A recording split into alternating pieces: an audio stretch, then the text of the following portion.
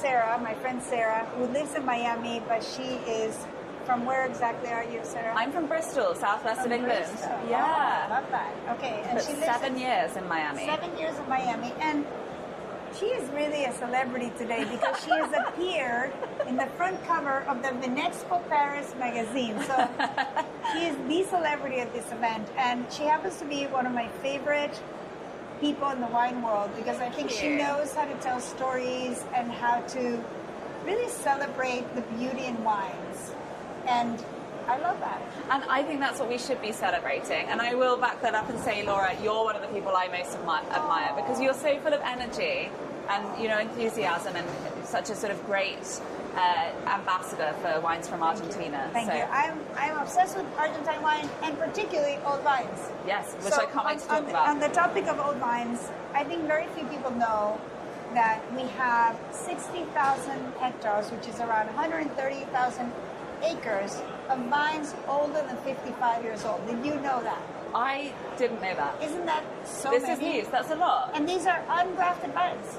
So 90% of vineyards in Argentina are not grafted on American bristles. Most people don't know that either. Because you don't have a problem with phylloxera, is that No, right? we don't have a big problem with phylloxera. We do have some phylloxera, but it doesn't propagate. And we don't really completely understand from a scientific standpoint, but we are able to plant the Vitis vinifera on its own roots as opposed to the rest of the world that has to graft on American rootstock. So these are kind of the original vines, the ways the Romans farmed them. Which is pretty cool. And in the olden days, old vines were precious. They were considered, you know, more precious, that they made better wine. In fact, in Bordeaux, when I first went there a long time ago, maybe before you were born, they would say that they would not use grapes from a vineyard that was young for the Grand Cru Classé. It had to be at least 25 years old. And that was because they considered that the quality would be better. What I would love to know from you is, what is your thought on how we can tell people the stories of old wines? And you have had some experience doing tastings around old vines. And what is the reception? What do people know? What do they not know? What should we make sure that they know about old vines? Well, I think kind of old vines are really about a celebration of heritage, right? So it's not... There's something very special about them, and when I think you walk through an old vine vineyard, it's visually very obvious immediately that you have something very special in front of you. Because they're all a little different.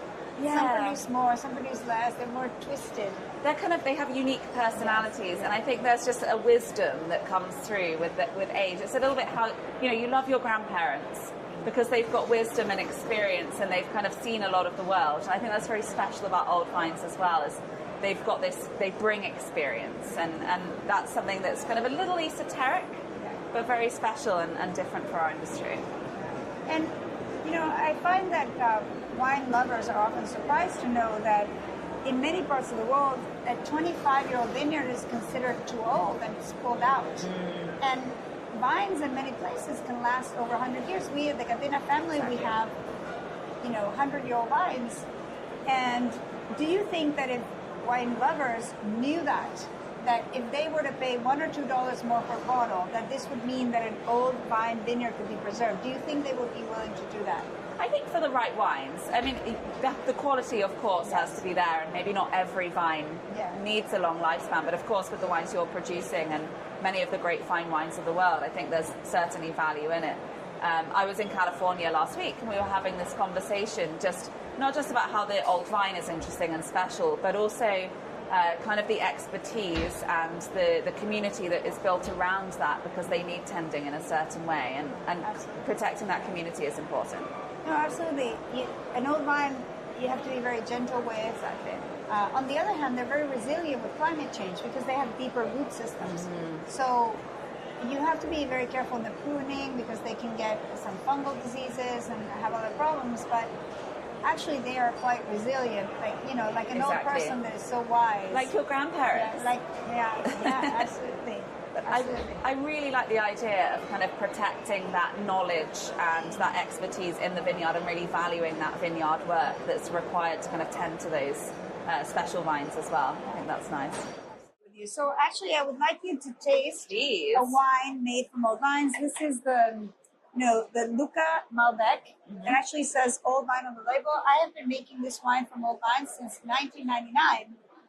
But actually, back then, I was talking so much about old wines, and nobody seemed to care a lot about old wines. And I have this feeling that people are learning more about old wines these days, and they care more. Do you have a feeling also that in the wine world, old wines are being prized more, or at least appreciated? I think so, and I think it kind of plays to this idea as well that wine is more than just an alcoholic beverage. It's something that has history, it's something that has heritage, it's something that's really truly linked to the land.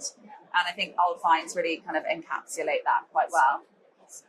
Well, I love that. So let's see if old wines have a particular taste. This is Old Vine Malbec from 5 different sites, 4 families that have been growing vines for multiple generations. And I have vines from 47 years old to 100 years old. Okay. So the average age is about 67 years. 100 is really old. Yeah, absolutely. And this is all Malbec. It's all Malbec, 100% Malbec. And it's all from ungrafted Massa selections. Cool. So let's see what you taste. I'm Sarah. excited. All right. I'm sure it will be a treat. Look at that lovely inky color. Yes, the color is very striking. I love these Malbecs that have that great purity and freshness to them, that kind of lifted florality that Very floral. And I think a Malbec can be such an elegant, great variety as It's well. from cool climate, by the Andes Mountains in the Uco Valley. Yeah.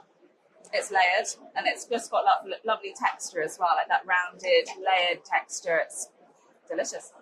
And this is a 2024, so it's quite a young wine. What do you think of aging potential for this wine? A long time. I'd be curious. I mean, it's going to change into a different wine with age, and I think it's really beautiful as it is right now because of that purity and freshness that you're getting from it. And it's going to be a different wine when it ages, like a vine or like a person, I suppose. It will just evolve. But I mean, what's your view? Yeah. Well, 20 years.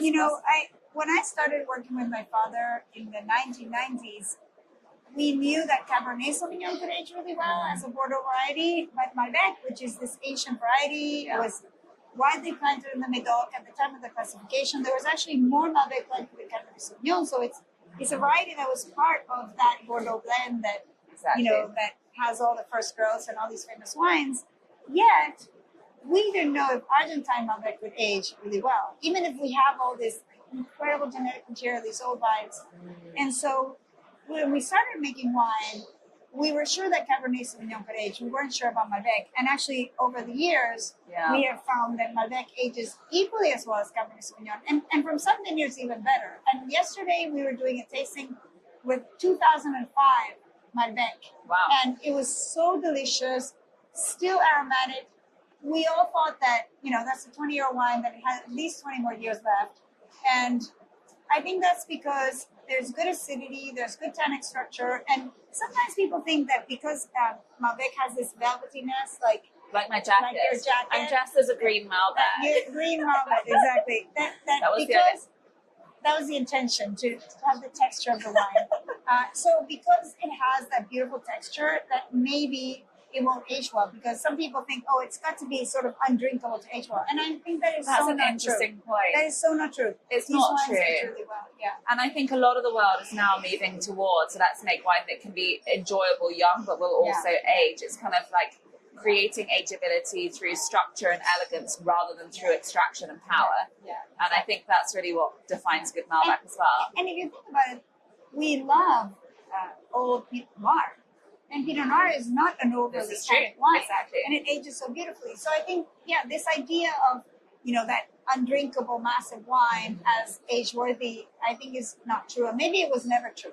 Maybe it was just because you couldn't drink the wine young, so you had to age it. And also, once they sold it to you, they didn't care if it aged or not. Yeah. Exactly. But I had a great tasting of your wines in Miami with age, and they were phenomenal. You did that tasting with Pablo. I was very fortunate to be involved, so very grateful for that. We had some great aged Malbec in there, so fantastic.